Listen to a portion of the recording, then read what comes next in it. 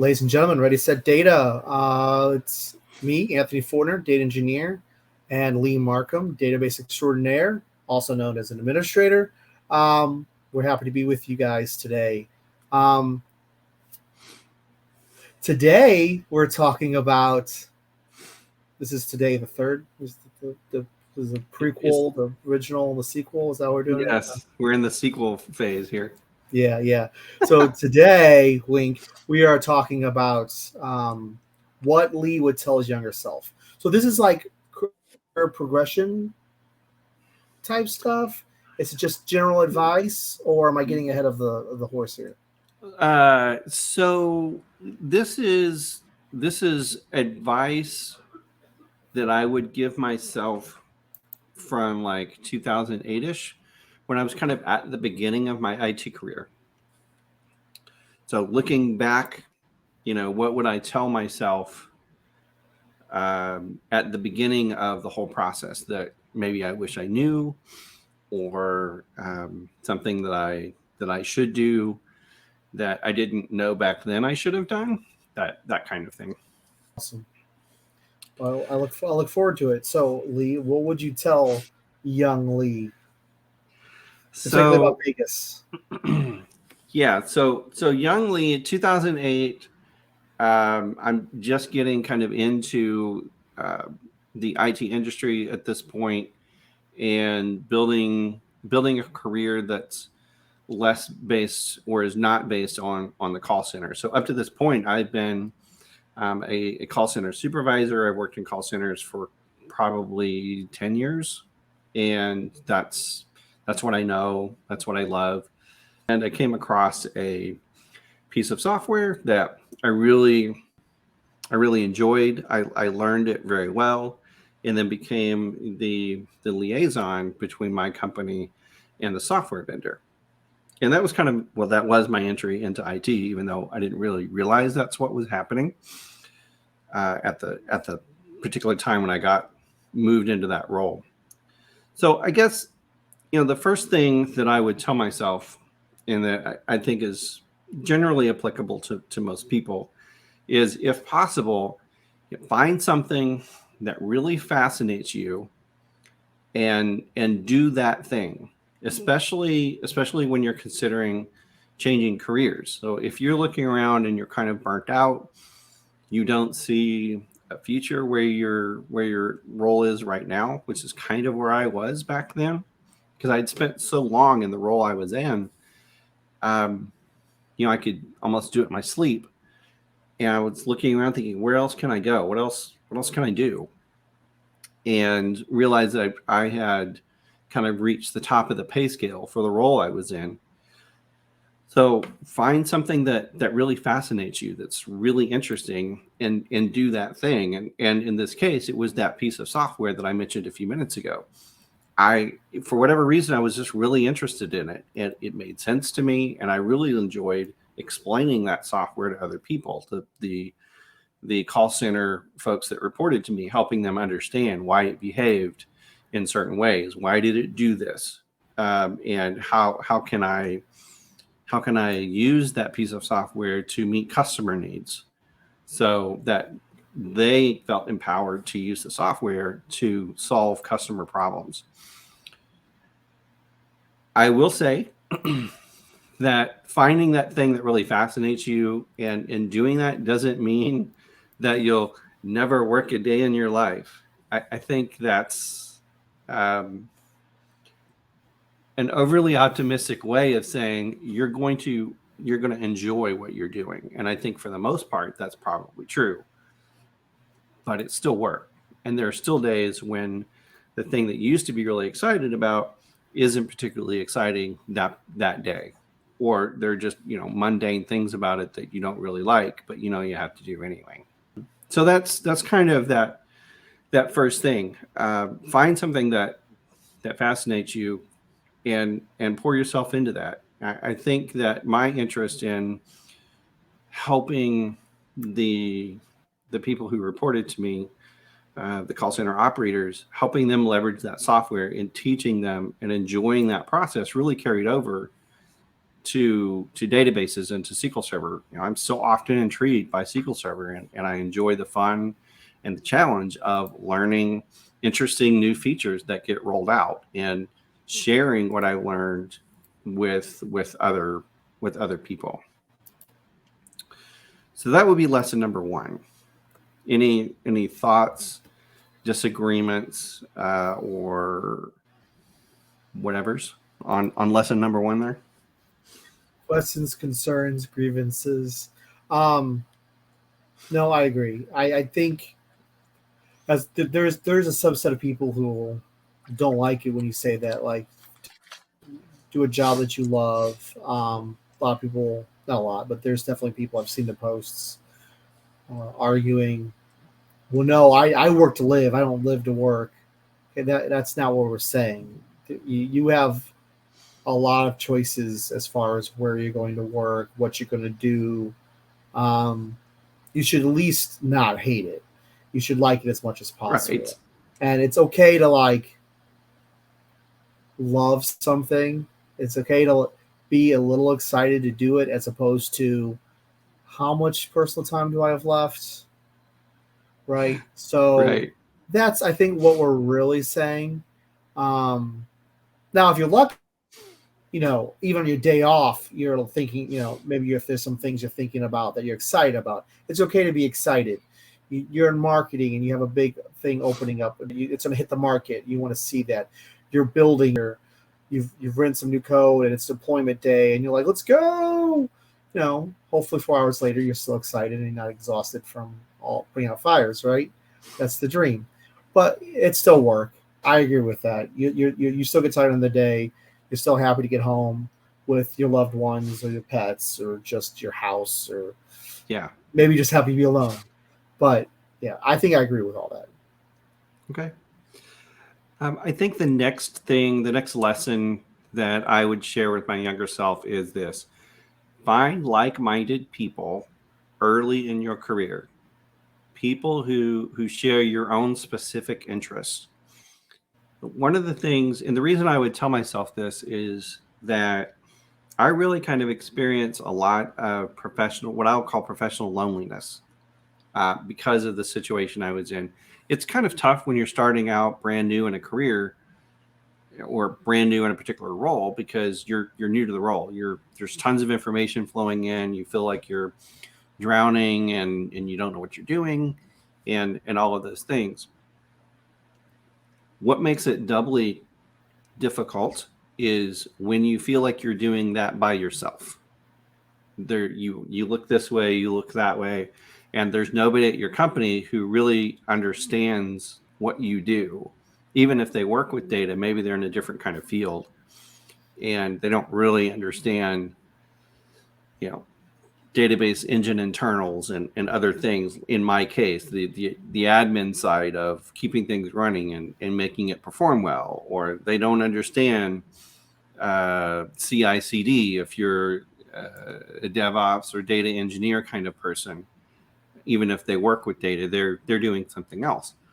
So find like-minded people that are in your career and share your specific interests. I think it'll make the journey a lot less lonely. And I really feel like this is easier to do now than ever before. So the reason I think that is because of social media. There's an explosion of things that exist, platforms that exist, where you can find people who do your job. And Or do this your made dream job, me, what's that? or do your dream job, or do the job you want to move into next. Yeah, they do a job that you're interested in, and you can ask them questions ahead of time to find out whether you'd still be interested in it or not. This made me think and do a little bit of investigating.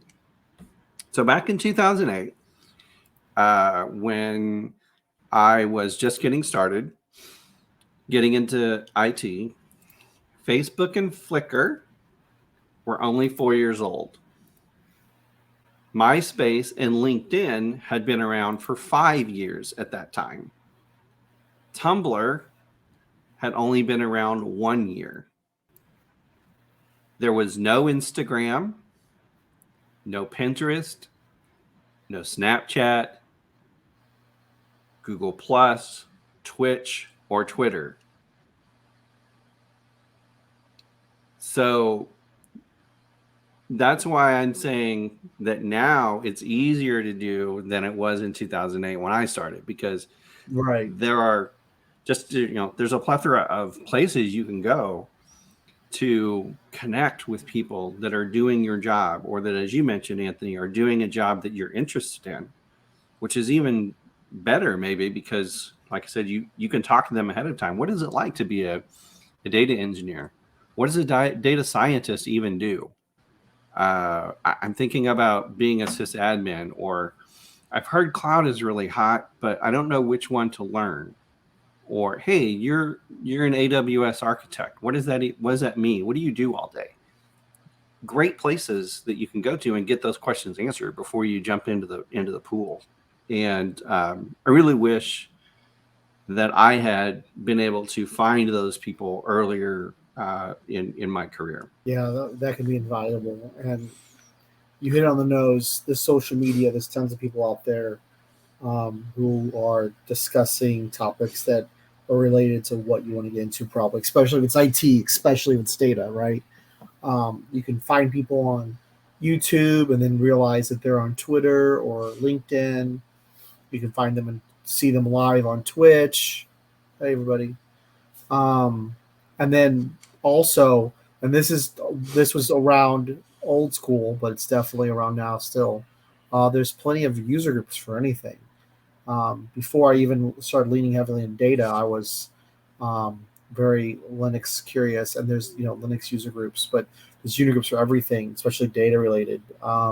There's MVPs in your area, I assume, that are having user groups, and if they're not, or you just can't get enough, there's a lot of virtual ones now that you can join in. So you can get podcasts and YouTube videos and social interactions, and whether virtual in person, all over the place now.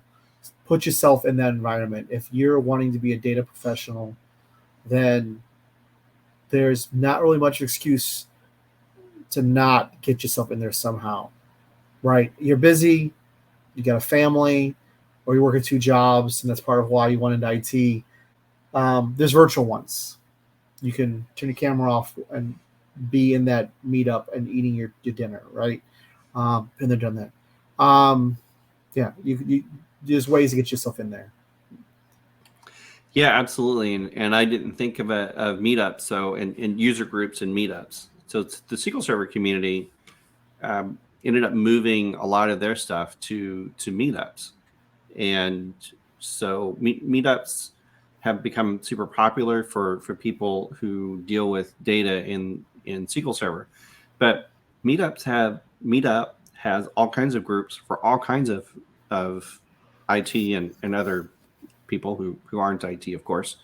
But there's software engineer groups. There are groups for Java developers and all kinds of things. So if you're interested in a particular part of IT and you're not sure where to get started, go join a meetup, and like Anthony said, just listen in and see what they're talking about and see if it interests you. And if you're already committed to something, definitely find a meetup, find some kind of social platform, Twitter, Mastodon, LinkedIn, something where you can connect with other people who solve the same kinds of problems as you, so that you can be helped and encouraged. Realize that you're not the only person who is looking for an answer to this particular problem that you worked on for 5 hours today. um, and so Right. you're going to be less lonely, I think. So that was lesson number 2. Find like-minded people early in your career, people who share your specific interests. And as a corollary to that, do that through, we're suggesting social media as a way to do that. Lesson 3 is this: get involved in helping and educating others as soon as possible. As you do number 2 above, which was finding like-minded people, as you connect with like-minded people, in your industry. Engage those people, learn from them, and engage with them to share what you have learned. Even if you're only 1 or 2 years in, who cares? You have solved a problem that someone else is going to come across. Share how you solved your problem. Somebody else is looking for that solution and will appreciate you sharing what you did to fix it. It might not fix their issue because a lot of issues have multiple solutions, or a lot of errors have multiple things that can be the cause.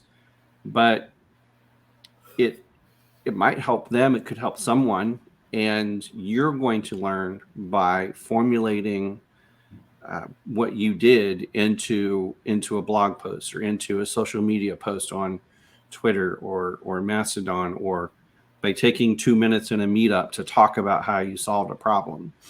You're going to learn, and be able to articulate the solution better the more you talk about it.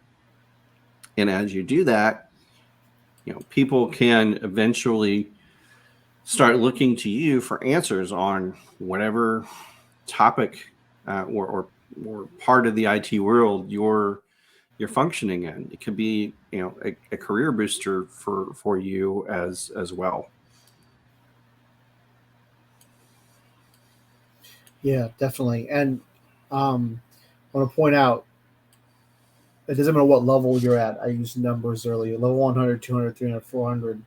If you find two other people, they don't have to be earlier in the career than you. They can be the same level as you. Don't underestimate the power of getting a small two, three, four, five, however many, a handful of people together and say, hey, let's all get together. I will learn about X, explain to you. You learn about Y, explain it to me, and get those conversations going. If me and Lee and O'Grady did that at whatever level we're at, we would be lifting each other up. Hey, I'm going to show how unit tests can be helpful in what we do in the data side of things. I'll explain why I like unit tests so much, and or maybe I should word it that way. Oh, I want to learn about unit testing, and then I'm going to show you guys, right? And then Lee does some experimentation with Polybase, and he shows me and O'Grady. And O'Grady does something. He said here to make up something, and he shows us, right?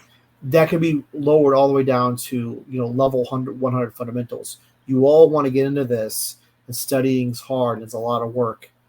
Get with your peers, and everyone can bring something to the table. And it is amazing how much easier it is to learn when you're with someone you trust, and they say, okay, I did the thing. I did this merge. I figured out how to merge data in without doing the nuke and pave pattern. And I want to show you how I do that. And then Lee's like, okay, I learned how to, I have this query and it's not very fast. I figured out a way to make it a little bit faster. He's not a performance tuning guru in this scenario, Lee, in this scenario. It's hypothetical. He's not a guru, but he's figured out something and he can share with us. And now we've learned more. Yeah, absolutely. And even if it's a problem that's been solved by other people before, you see other blog posts or other posts on social media about it, that doesn't mean you can't post about it, for a couple of reasons. First of all, who knows who saw those other posts? Even if it was a super famous person, not everyone in the world is following Brent Ozar. Sorry, Brent. Not everyone knows who Paul Randall is or Kimberly Tripp. So they may not have seen that information from the mega superstars who, frankly, are just like us. They started at zero knowledge of SQL Server, and they will tell you that. They learned along the way, just like the rest of us. It's just that they started presenting and posting and talking about it and doing it very regularly in very deep ways. And so they've become well known. But not everybody knows about their contributions, unfortunately, which means if they don't learn it from them, who are they going to learn it from? If you're holding the information, they know you, but you don't post about it or talk.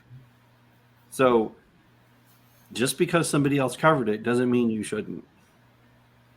Get out there and do it. I'm very passionate about this. Also, even if the information's already out there, if you have a different way of doing it or explaining it, that might be something that's easier for them to grok, right? So I definitely, we like to say certain names, but I definitely have been searching for a particular issue, and it's heavily covered. I go to Google and I say, do the thing in T SQL, do the thing in Python, and I get some information. Why is this broken? I get the information. Um, and it might not be the first or second link that I find. It might not be the name brand person I'm used to going to that explains in a way that finally gets it through my thick skull. So it's that third spot. So what I'm arguing is be that third spot, right? Explain it in a Yeah, way that's better for you than what they're explaining, because there's other people like you who understand it better. I learn in a very specific way. Certain people explain it that way, and I will follow them. So people who learn the way you teach will follow you. exactly. So, as a wild example, um, if you're a person who really likes analogies, and maybe you understand pools or restaurant analogies, I think we've got those covered at Ready Set Data. So you should come listen to us because we talk about pools and restaurant analogies and all kinds of things as ways to explain things. So anyway, I just had to throw that in there because it's all about pools and swimming at Ready Set Data. That's right. We'll always find a way to work that in. So the last thing. So lesson number 4. And again, this is advice, things that I wish I could go back and tell my younger self as I'm getting started in IT. Lesson number 4, know your worth. Learn what people in your industry with your skills and skills 2 to 3 years ahead of where you're at, learn what they make.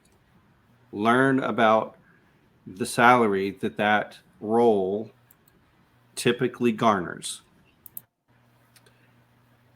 Back when I was getting started, 2008, 2010, I was kind of only beginning to understand the database roles that were open to me. And by the way, there are far less roles. There are far more roles now, far more titles, far more functions for data related things than there were back then.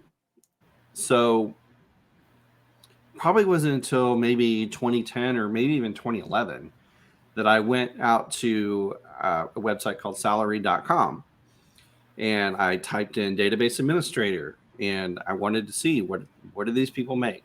People who manage databases, manage server instances for relational data. How much money do they make? And I think that was a great thing that I did because it really helped me see and believe in my own worth and in the worth of the role. Like if you Google something and they make way less than you want to make, then and that's really important to you for whatever reason. Maybe the most noble of reasons is you got mouths to feed, and a certain level of income here doesn't cut it. You need to be up here. So you search a role and that role is down here. Maybe you don't want that role. You find something else that's kind of in the same industry, but the salary is up here. Now you're interested because that higher salary feeds mouths that are important to you. So that was one of the things that really encouraged me because that was an important reason for me back then. Um, you know, knowing your worth will help you not be taken advantage of. I will, companies will do what they believe is fair, and you have to decide whether what the company believes is fair for you. And if those two things don't mesh in terms of salary, then maybe you got to walk away from that particular job offer, for example, because you've done the research and you feel you're worth X based on that research. And the company isn't offering that. And they're not going to give you other benefits that you're interested in having as a compensation for salary. And maybe you're not even interested in those other benefits. Maybe for you at this point in your career, it really is all about salary because you need to bring in some dollars.